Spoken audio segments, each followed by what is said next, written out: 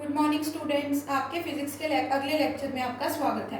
हमने पिछले लेक्चर में ये देखा था कि हम सर्किट को कैसे ड्रॉ करते हैं और सर्किट के अंदर कौन कौन से कंपोनेंट लगते हैं।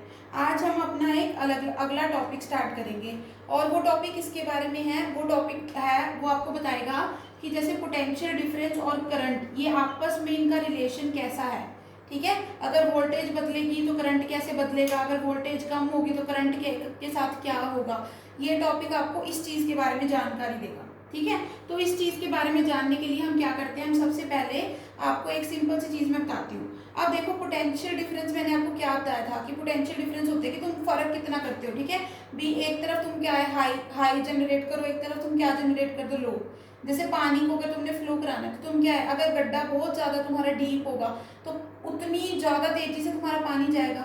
उसी तरीके का काम क्या करंट में भी होता है। अब करंट में देखो वोल्टेज क्या है, ये भी वोल्टेज डिफरेंस भी क्या कर रहा है, एक तरफ कुछ हाई पोटेंशियल बना रहा है, एक तरफ क्या बना रहा है, कुछ लो पोटेंशियल। अब देखो, जितना ज़्यादा तुम हाई बना दोगे उतना ज़्यादा स्पीड से करंट चलेगा ना, उतना ज़्यादा करंट फ्लो करेगा। देखो इसका एग्जाम्पल समझो। मान लो ये तुम एक डैम इतना बड़ा बना रहे हो। ठीक है, एक डैम तुम ये से बना रहे हो। कौन सा डैम ज़्यादा बड़ा है, ये वाला ना। तो इसमें पानी ज़्यादा स्पीड में चलेगा और इसमें पानी कम स्पीड में चलेगा। इतनी तो बात समझते हो ना। उसी तरीके से क्या है कि वोल्टेज भी क्या है, ये डिफरेंस ही बना रहा है। वोल्टेज भी एक तरफ क्या है, ज़्यादा हाइयर पोटेंशियल, एक तरफ क्या बना रहा है, लोअर पोटेंशियल। अब इनमें जितना ज़्यादा फर्क होगा, जितना ज़्यादा हाई लो में फर्क होगा, जितना ज़्यादा तुम पोटेंशियल बना दोगे उतना ज़्यादा तुम्हारा करंट फ्लो करेगा ना। समझे कि नहीं बात। जितना ज्यादा तुम क्या पोटेंशियल जनरेट करोगे किसी सर्किट के अंदर, जितना ज्यादा हाई लो में क्या फर्क होगा, उतनी ज्यादा तुम्हारा क्या है, करंट फ्लो करेगा। ठीक है, इस लॉ को क्या बोलते हैं हम, इस लॉ को हम बोलते हैं ओम्स लॉ। ठीक है, ओम्स लॉ क्या बताता है कि तुम जितना ज्यादा पोटेंशियल क्रिएट करोगे उतनी ज्यादा तुम्हें क्या फ्लो करेगा, करंट फ्लो करेगा।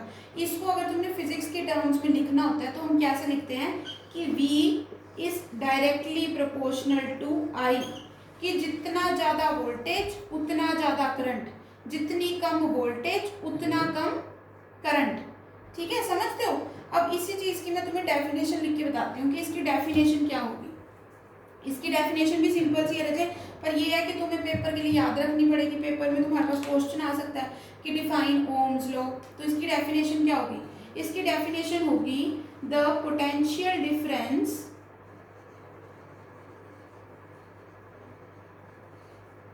between two ends of wire is directly proportional to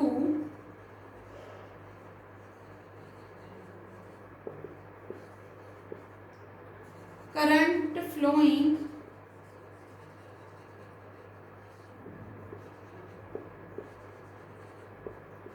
in the circuit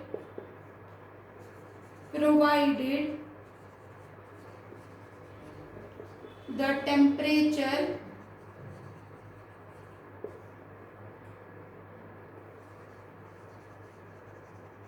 remain same।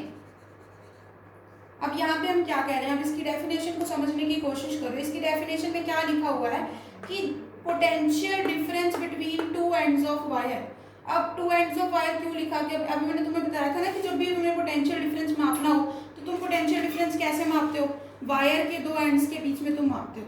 ठीक है, वो किसके डायरेक्टली प्रोपोर्शनल का मतलब होता है कि एक अगर बढ़ता है तो दूसरा भी बढ़े, एक अगर कम होता है तो दूसरा भी कम हो।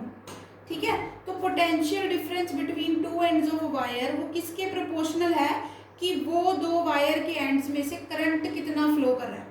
और पर उसमें उन्होंने साथ में एक कंडीशन भी लिखी है, क्या, कि जो तुम्हारा टेम्परेचर है ना वो उस टाइम पे क्या रहना चाहिए, सेम रहना चाहिए। अब इस पॉइंट को समझने की कोशिश करो, अभी मैं इसको रब करती हूँ। ठीक है, एक बार दोबारा पढ़ लो। The potential difference between two ends of wire is directly proportional to the current flowing in the circuit provided the temperature remains the same। ठीक है, अभी मैं इस चीज़ को समझाने की तुम्हें कोशिश करती हूँ कि हमें टेम्परेचर क्यों सेम रखना पड़ेगा। अब देखो, तुमने मान लो पोटेंशियल मेजर करना है वायर के ये दो एंड्स के बीच में। ठीक है, एक एंड क्या हुआ A, एक एंड क्या हुआ B। डेफिनेशन क्या कह रही थी कि इनकी इनके ऊपर पोटेंशियल, पोटेंशियल कैसे मापने, मान लो वोल्टमीटर से, किसके प्रोपोर्शनल होगा, इन दोनों एंड्स के बीच में से करंट कितना जा रहा है, पर टेम्परेचर सेम रहना चाहिए। अब टेम्परेचर सेम रहने के पीछे रची ये लॉजिक है कि अगर तुम्हारी वायर का जो टेम्परेचर अगर बदलता है ना, तो उसके साथ एक और क्वांटिटी के अंदर चेंज आता है। अब वो क्वांटिटी क्या है, वो क्वांटिटी है रेजिस्टेंस, ठीक है। तो अगर तुम्हें टेम्परेचर के अंदर चेंज समझना है तो सबसे पहले तुम्हें रेजिस्टेंस समझनी पड़ेगी कि रेजिस्टेंस क्या होती है, ठीक है। तो रेजिस्टेंस निकालने के लिए हम, अब जैसे यहाँ पे प्रोपोर्शनलिटी का सिंबल है ना, अगर तुम्हें इक्वालिटी के अंदर इसको बदलना है, ठीक है, इसको इक्वालिटी की, करंट में कितना चेंज आए, अगर वोल्टेज में कितना चेंज करो तो करंट में एग्जैक्टली कितना चेंज आए, उसके लिए तुम क्या करते हो, ये प्रोपोर्शनलिटी की साइन की जगह पे हम क्या लगाते हैं, इक्वालिटी का साइन। जब हम इस साइन को चेंज करते हैं ना, बीच में एक कांस्टेंट आता है, वो कांस्टेंट है आर, और बाकी आई वैसा का वैसा। अब ये जो कांस्टेंट आर है ना, इसको हम बोलते हैं असल में रेजिस्टेंस, ठीक है। इस कांस्टेंट को क्या बोला जाता है राजे, इस कांस्टेंट को बोला जाता है रेजिस्टेंस। अब रेजिस्टेंस का मतलब समझो, रेजिस्टेंस होता है कि रुकावट, कि तुम्हारी करंट को कितनी रुकावट मिल रही है, ठीक है। अब इस चीज को हम पहले पानी के एग्जांपल से समझने की कोशिश करते हैं। मान लो तुमने डैम बनाया, ठीक है, ये तुमने डैम बना दिया, ठीक है। डैम बनाने से मेरा मतलब क्या है, तुमने वोल्टेज क्रिएट कर दी, एक तरफ हाई एक तरफ लो, और तुमने क्या है, पानी भी छोड़ दिया। पर मानो कि ये जो डैम की ये जो स्लैंट है ना, इस पे मैंने पत्थर रख दिए, ठीक है, क्या रख दिए मैंने, जगह जगह पर पत्थर रख दिए बच्चे। अब ये तुम्हें पता है ना, एक तो पानी सीधा जा रहा है, बिना कोई अगर पत्थर नहीं होंगे तो पानी स्पीड से नीचे गिरेगा, पर अगर पत्थर है तो पानी टकराएगा ना इससे, तो ये पत्थर क्या कर देंगे, पानी की स्पीड को स्लो कर देंगे ना, वाटर की स्पीड को स्लो करेंगे ना। अब ये देखो, जैसे ये काम पानी के साथ हो रहा है ना, वैसा ही काम करंट के साथ होता है वायर के अंदर। वो कैसे, ये देखो, अगर मान लो तुमने ये वायर ली, ठीक है, वायर के अंदर तुमने क्या रख दिए, यहाँ पे एटम रख दिए, ठीक है। अब इलेक्ट्रॉन ने करंट फ्लो कराना है, इलेक्ट्रॉन ने जाना है यहाँ से यहाँ, ठीक है। अब इसमें रेजिस्टेंस क्या है, ये एटम रेजिस्टेंस ही नहीं हुए ना, रुकावट बनेगी ना ये एटम। अब मान लो तुमने ये पार करना है, ये वायर को पार करनी है, जगह जगह तुम्हारे पास एटम पड़े हुए हैं, ये एटम टकराएंगे ना। इसका सिंपल सा एग्जांपल देखो, मान लो तुमने एक बाजार से निकलना है, पर उस बाजार में बहुत रश है, ठीक है, तो तुम्हें निकलने में कितनी तकलीफ होगी, तुम धीरे धीरे निकल पाओगे। उसी तरीके से काम क्या होता है, इलेक्ट्रॉन के साथ होता है। अब इलेक्ट्रॉन क्या है, बहुत ही रश वाले बाजार में खड़ा है, यानी बहुत सारे एटम है इसके रास्ते में, वो एटम क्या होंगे, इसकी रुकावटें बनेंगे जो करंट को फ्लो नहीं करने देंगे, ठीक है। अब इसी चीज को हम क्या बोलते हैं, रेजिस्टेंस बोलते हैं, ठीक है। रेजिस्टेंस क्या होता है, तुम्हारी करंट की फ्लो में रुकावट, ओके।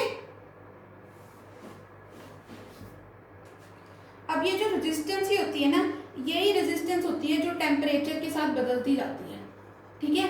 किसी मटेरियल के लिए ये टेम्परेचर के साथ बढ़ जाती है, किसी मटेरियल के लिए टेम्परेचर के साथ कम हो जाती है।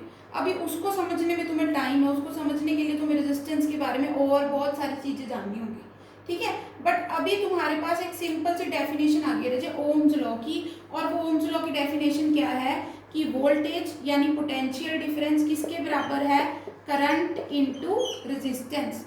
यहाँ पे ये क्या, V क्या रिप्रेजेंट करता है तुम्हारी वोल्टेज, I क्या रिप्रेजेंट करती है तुम्हारा करंट, और R क्या रिप्रेजेंट करता है तुम्हारी रेजिस्टेंस। अब मान लो अगर तुम्हें रेजिस्टेंस निकालनी हो तो रेजिस्टेंस कैसे निकालोगे, V को डिवाइड कर दोगे किससे, I से। अब V के यूनिट क्या होते हैं बच्चे, वोल्ट, करंट के यूनिट क्या होते हैं बच्चे, एम्पियर, ठीक है। तो रेजिस्टेंस के यूनिट क्या है, वोल्ट पर एम्पियर, ठीक है। पर इसको हम क्या बोलते हैं, इसके यूनिट्स को ओहम।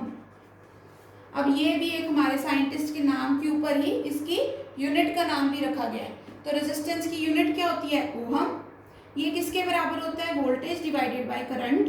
और एक और पॉइंट तुम्हें इसके बारे में पता लग गया, ये क्या है, करंट को रुकावट किसी भी कंडक्टर के अंदर। और एक और पॉइंट तुम्हें इसके बारे में क्या पता लगा कि ये जैसे जैसे टेम्परेचर बदलेगा तुम्हारी वायर की रेजिस्टेंस भी चेंज होती जाएगी। तो अगर तुम्हें कहीं पे भी ये ओम्स लॉ लगाना है तो तुम्हें ये देखना पड़ेगा कि टेम्परेचर सेम रह रहा है कि नहीं रह रहा। ओके बच्चों, आज के लेक्चर में हम इतना ही करेंगे, बाकी हम नेक्स्ट लेक्चर में करेंगे। Thank you.